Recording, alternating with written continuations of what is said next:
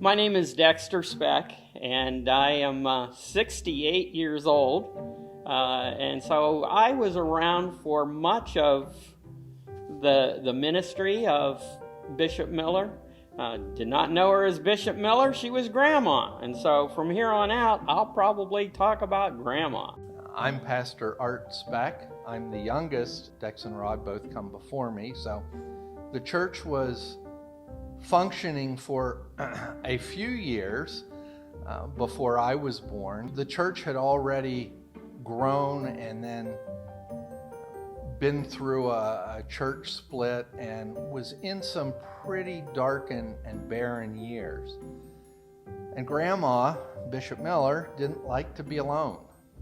My earliest memories of Grandma really was that we would ride down with Grandpa down to Shippensburg, and we could stay there. It was this big empty building, made a lot of noises. We stayed upstairs in the apartment behind the sanctuary, had a long walk to the bathroom when you had to go. When you wanted to get a shower, most of the time we were showering in the boiler room. So we could shower there where at least it was over 65 degrees. And that made it much more comfortable, but that was your choices. All of the living really happened in the basement. We would sit at the kitchen counter, and Grandma would pull out slides of her, or film strips of her mission trips, and we would watch those. And when she would tire of that, we would go over and get some sugar cubes or maybe an apple, because in the field, really where the hub is now, there lived a horse. And so we would go over to that fence row and feed the horse and pet the horse, and that was our days. The people that were there, I remember the Weisers, and I think the other name was the Stitzels, maybe. But you know, those were sort of the only two families I can really remember. It was always, you know, pretty quiet there. If we happened to be there for Sunday school, you know, there'd be 4 or 5 people. And that was pretty much it. My name's Sam Weiser. My family's been here about 60 years now, 60 plus or minus there. Well, it was interesting, I guess. We're talking 60 years ago, roughly. My parents came when my youngest sister, Linda, was being born. There was difficulties with the pregnancy, and at that time, my grandparents on my father's side were coming here and praying for my mom and dad and the family. And with the difficulties that Mom was having, Dad prayed, "If you pull her through this, I'll serve you." And that's how we got started then. He started coming. Being the only family that was close here that was available at any minute, we got to do a lot of different things. We really did things that we would have never done. We got to help do printing, and we helped clean the buildings. We did a little bit of everything. And so it kind of just became natural for us to help with that stuff. And I had 4 brothers and 2 sisters, so we had a group, you know, to share with, so it wasn't like we were totally alone. And there were some other families that came on Sundays that we got to meet with. But in the early days, like I said, I didn't feel bad one way about it, because we really didn't feel like we were missing anything by being a big family. And through the years, that progressed to where we're at now, of course, but back then it was really just kind of a fun place to hang out for us instead of being at the house. So I think it just kept us busy in a lot of ways. We knew Grandpa and Grandma were both very committed, and the fact that they were committed in situations where numbers were small, but they continued to be faithful. Grandpa was a rock. He was working 1 and 2 jobs to keep the doors open and pay the bills. He was the one who would have been very easy to throw up his hands and say, this isn't worth it, I quit. But he wasn't about to do that. Grandma just had so much faith that nothing bothered her and nothing fazed her. Oh, well, God will supply, God will do it, and that's good, and that's what we need. One without the other wouldn't have worked. They needed both of them.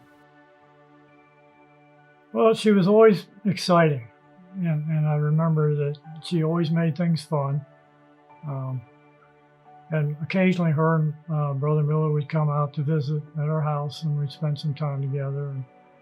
But, I mean, she just always involved you in one way or another. I remember with the radio broadcast that we would listen to that Sunday and then come to church, she had a thing where she would ask questions that we were to know when we came to church. And that was fun, trying to figure out what we needed to say if we got called on.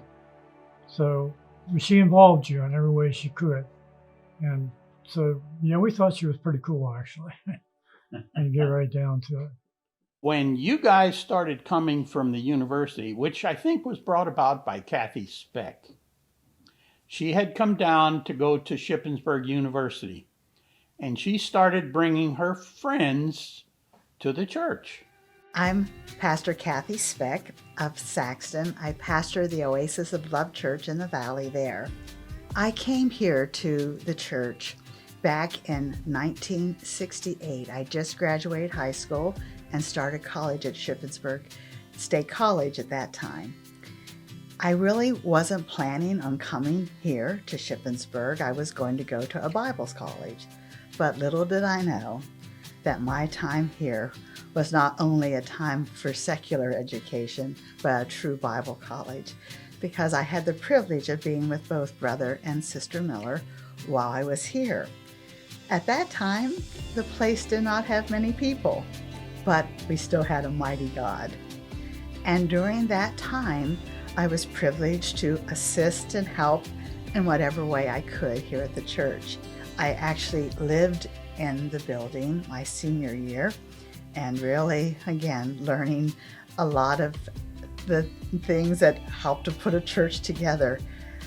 The lean years was when I was here, but I never saw a lean God. I always saw a great God, and the Millers both had a joy of the Lord that definitely helped me in the years to come. My name is Diane McKee. I'm from the Huntington Oasis, one of the pastors there. I came to Shippensburg as a student at Shippensburg State College in 1969. And I was a Christian, but I didn't know anybody on campus. And my prayer was, God, please lead me to somebody, a Christian person that I could fellowship with. And in the first year, I met Kathy Speck. Kathy was very easy to get to know, and there was something about her that I knew in my life was missing. I didn't know what that was at the time until she brought Bishop Miller to the dorm one day and met me. Bishop Miller's first impression of me was, that girl needs the Holy Spirit. And I came on a Sunday night. It was very different for me from my personal church upbringing, but there was something there that I knew I didn't have. Bishop Miller started to teach about the Holy Spirit, and she called us up for prayer, anyone who wanted. Before she laid hands on me, I was filled with the Holy Spirit and began to speak with other tongues. That's what I was missing. I was sold 100%. This was going to be my church, and I started to attend after that night, full time. We would come back and we would see the faithfulness of parents and grandparents, and so there was a pattern established of faithfulness and dedication and commitment.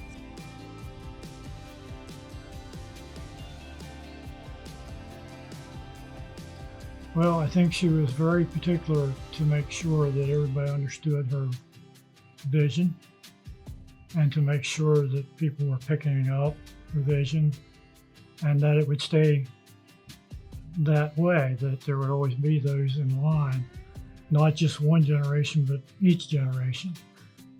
She taught the principles that we needed to continue in that. It wasn't just bang, bang, bang, you know, but this is how it can develop, and you can develop it further. And she would say, you are going to do more than I do. And I think she prepared us to go on and continue in that way. Brother Miller taught a lot, and between the worship and praise, really that was so embedded and made alive to us. I remember going different places for water baptism services. Bishop Miller always had a love to share the gospel. I was part of parades.